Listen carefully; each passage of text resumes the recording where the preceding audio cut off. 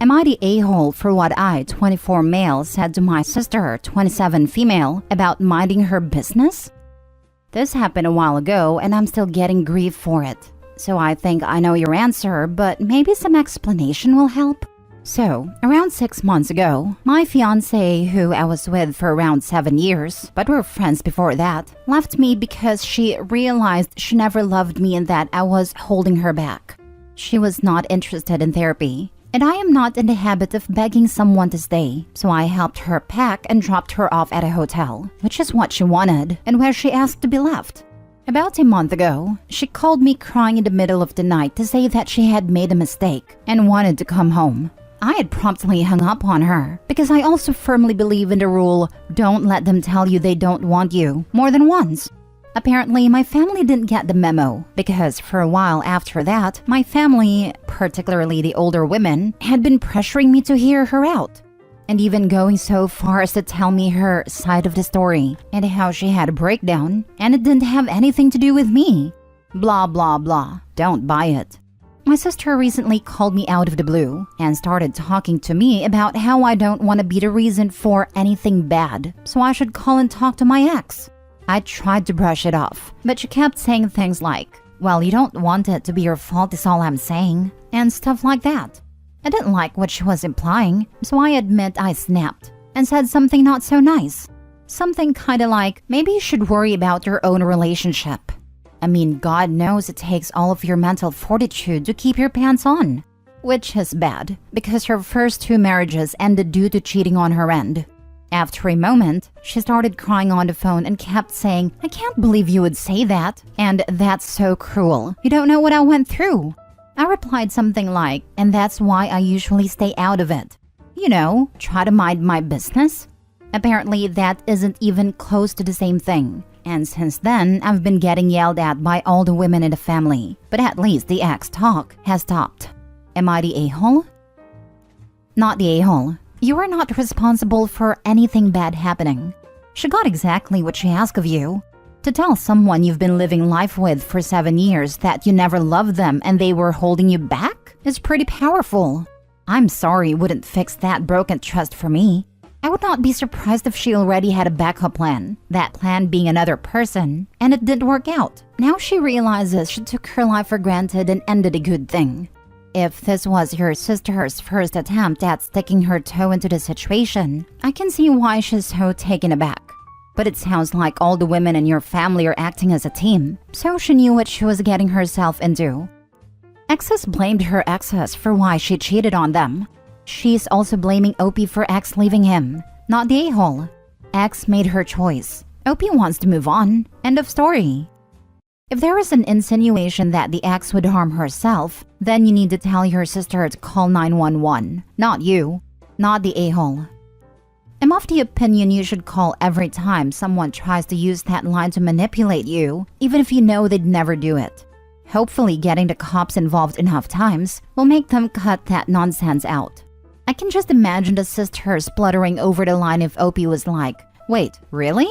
I'm gonna call the cops because I'm afraid she'll hurt herself.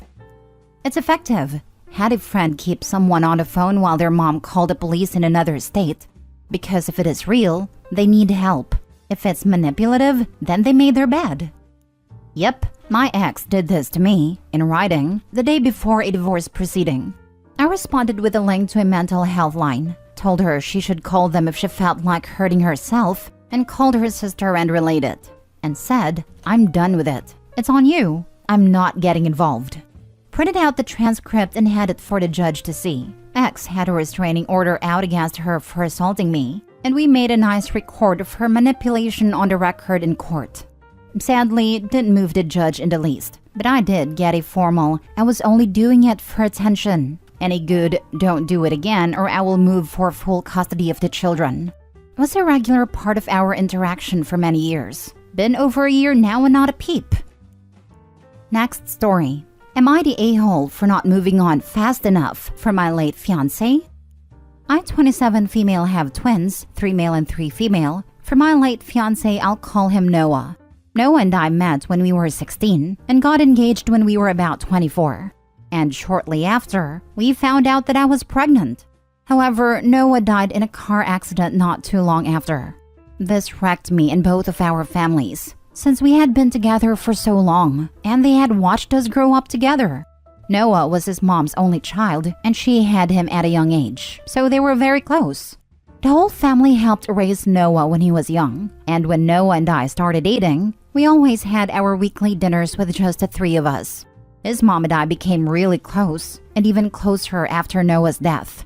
Her and I continued those weekly dinners, and I included the twins when they came along. My current boyfriend of 10 months, I'll call him Rick, has recently told me that he doesn't like how close I am with Noah's mom. He doesn't like our weekly dinners and thinks that only the twins should go. He doesn't like that I still have pictures of Noah and I in my house. Rick doesn't live with me and the twins, just spends nights, and doesn't want me going on vacation with Noah's mom and her family. I've been going on vacation with Noah's mom and her family since I was 16, and I continued to go even after Noah's death, with the twins. It never really came across my mind to stop going, because I love Noah's mom, and the twins love spending a week at a beach with their grandmother and the rest of the family. I told him that the pictures stay, because he doesn't live here, and the twins love looking at the pictures of their dad. Then I told him that it's too late to back out of the vacation and that I enjoy spending time with Noah and his family. He then told me that I'm not a part of Noah's family, so I have no reason to go, and that I'll never be part of the family because Noah and I never married. I was taken aback by this and told him to get out. I called my parents and told them what happened, and to my surprise, they agreed with him. They believe that I need to start pulling away from Noah's family because again, I'm not a part of it. And I never will be. They said that I don't need to be rude to them or anything, but I shouldn't be going on vacations, having dinners with his mom, or going to family gatherings, and that I need to start a new chapter of my life, one where Noah and his family aren't in it, because I'm taking too long to move on from Noah. Then Rick texted me, saying to contact him when I'm actually ready to be in a relationship with someone who isn't Noah. I really don't know what to make of this. I thought I moved on enough. I know that Noah and I will never be married, and I've accepted that. I just still see his mom as a mother figure because I've known her for so long, and the twins love her. She was one of the only people who knew how I felt when Noah died, and I don't know what I would do without her. Am I the a-hole? I'm not a part of Noah's family. Yes, you are. You're mother to the grandchildren of her dead son. Pretty much family in my book. Not the a-hole. Thank you. I've always viewed them as my family, but this whole situation had me second-guessing that. They will always be family, Opie, at least as long as you allow them to be part of the twins' lives. They will always be present and will interact with you and the children. Is there any reason why your parents resent them so much they want to make you cut contact with your children's family? How would they feel if they were the family being kicked out of your twins' life? I guess they won't care because they are not family and will never be. Rick is a jealous, controlling a-hole. Please be careful when he is around your kids and what he tells them. Only 10 months dating and demands you to cut contact with family is a big red flag, but whatever. Not the a-hole, Opie. But please, for your children, don't deprive them of a healthy relationship with people who knew their dad and loves them a lot. You and Noah would still be together except this horrible tragedy. Not the a-hole, and I would move on from Rick. Thank you. I don't think I'll be contacting Rick anytime soon. Don't contact him ever again. Next story. Am I the a-hole for not waking up my boyfriend for work in time, even though I could? My 29 female boyfriend, 35 male, has been living with me since he landed his first engineering job 2 months ago. I have been the one to wake him up several times when I notice he's sleeping in. He has his first alarm at 7, then one at 7:10. He has to leave at 7:45 max if he wants to get to his workplace by 8 a.m. I work from home. I'm a freelancer, so I have no need to wake up that early. On the times I realized he hasn't moved from bed and it's past 7:30, he would really get mad when I woke him up, yelling, "Why didn't you wake me up sooner?" Today I woke up at 7 a.m. by his alarm clock as we sleep together. He woke up, turned it off, and went back to sleep like he usually does until the 7:10 alarm. Then he turned off the 7:10 alarm and went back to sleep again. I wasn't really paying attention to the time, but I was using my phone as some clients were texting me already. I kept looking at my boyfriend from time to time, and he would open his eyes at me, smile and nod, then close his eyes again. Here's where I might be the a-hole. I checked the time, and it was already 7:37. I look at him calmly. He smiles, and I ask, "Do you know what time it is?" To which he answered, "Probably 7:25 or so." Then he took his phone and saw it was 7:37 and rushed off to the bathroom, slamming the door. As he was putting his clothes on, he was arguing, "It's an a-hole move of yours to not tell me what time earlier. Because of that, I'm going to be late and will leave without even brushing my teeth." I told him that I didn't mean to make him angry, but that being on time for his work isn't my responsibility. To which he said, "If you are awake and capable of helping out, but you decide not to, then you are an a-hole. I get that we are a couple and should help each other, and he's the one paying for all the food and half the bills. So the last thing I want is for him to lose his job because of tardiness." I was not troubled about being an a-hole until the moment he retaliated back at me in a pretty nasty way. Before leaving for work in a rush, he blew his nose on my favorite towel, leaving boogers on it, and said, "You have that white towel on a bathroom to make it look pretty, right?" He's in general a very good partner, so I was appalled that he would retaliate like that, which made me rethink if I should just keep waking him up if he sleeps in, as I'm already awake and I'm capable of doing it. Now for the comments. Not the a-hole. He is an adult and is capable of getting out of bed on time. I would tell him if he ever retaliates in such a disgusting manner again that he will be packing his bags and leaving. That is not acceptable behavior under any circumstances. He is punishing you for his inability to get himself up on time. This type of abusive behavior will escalate. He is teaching you that you will be very sorry if you don't do what he wants. This is definitely a hill I would die on. I ain't nobody's mama. If you can't manage to hold down a job without me holding your hand, we'd be done. Not the a-hole. He's snapping at you and blaming you for his childish behavior. You didn't sign up to be his mommy. When your alarm goes off, you get up. You don't put the burden of waking you up on your partner. Boyfriend is an a-hole. I have a really hard time getting up in the morning, so I also have to set multiple alarms. But I'd never get mad at someone for waking me up too late, because that's my fault. I'd be happy they didn't let me sleep in any later. Is he 35 or 12? Cause he sounds like a child. I just leave him sleeping until he wakes up. If he wants to get fired, that's his choice. There's a morning I hate my alarm, but get my butt out of bed anyway because I'm an adult and I have to work. Even my 6-year-old wouldn't retaliate this way. He has no respect for her.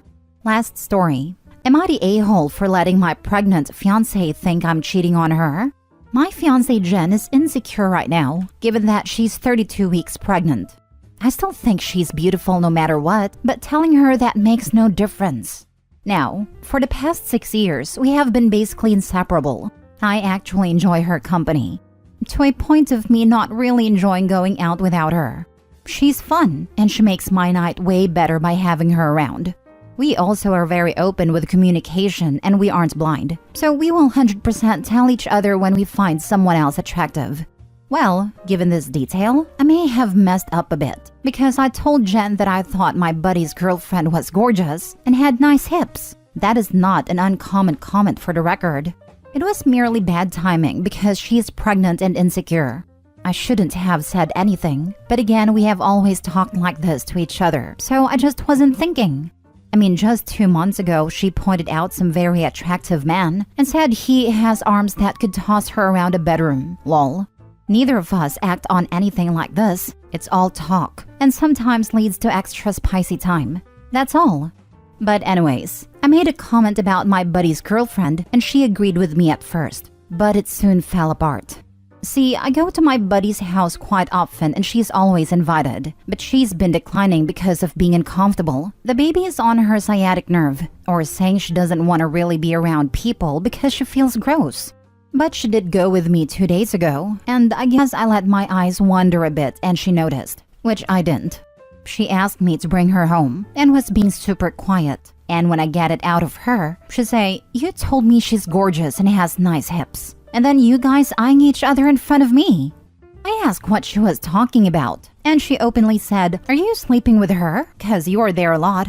So I said, "Don't be silly. Of course not."